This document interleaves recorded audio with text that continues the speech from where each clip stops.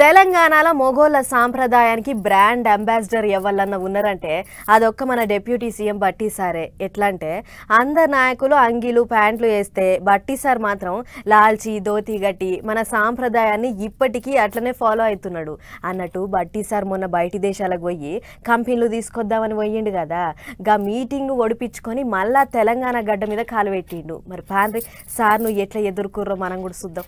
వారం దినాల కింద బయటి దేశాల టూర్ పోయిన మన డిప్యూటీ సీఎం బట్టి సారు మళ్ళా మన తెలంగాణ గడ్డ మీద శుక్రవారం పొద్దుకు అడుగుపెట్టిండు. సారు వస్తుండని తెలవంగానే ఆయన అభిమానులు, పార్టీ కార్యకర్తలు, నియోజకవర్గ నాయకులు పెద్ద పెట్టున వచ్చిర్రు. శంషాబాద్ విమానాల డిపో దిగంగానే అప్పటికే తయారున్న కార్యకర్తలు, అభిమానులు ఎదురుపోయి ఎదుర్కుర్రు. పెద్ద గజమాల తెచ్చి మెల్ల వేసిర్రు, చెల్ల బట్టలు కప్పిర్రు. రాష్ట్రానికి కంపెనీలు పట్టుకొస్తానికి నువ్వు ఒక్కనివే కింగ్ లెక్క పోయినావు సార్ అని నెత్తికి 3 రంగుల టోపీ పెట్టిర్రు.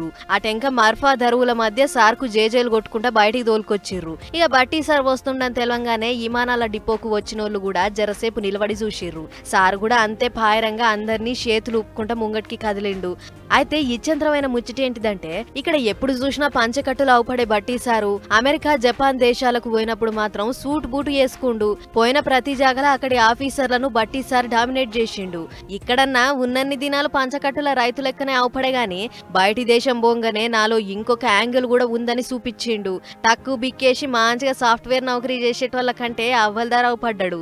మొత్తానికి మన దగ్గర నుండి ఏ గెటప్లు అయితే పోయిండో మళ్ళా అదే గెటప్ ల దిగిండు సారు. బయటి దేశాలు తిరిగినన్ని దినాలు ఈయన మా బట్టి సారేనా అన్నట్లు కనిపించిండు. ఏదేమైనా వారం దినాల పాటు సాగిన బట్టి సార్ కంపెనీల వేట ఎక్కడింత తక్లీఫ్ లేకుండా ఒడిచింది. మరిగా రాష్ట్రానికి ఎన్ని కంపెనీలు వస్తున్నాయో, ఎంతమందికి కొలువులు రాబోతున్నాయో ముంగట చూడాలి.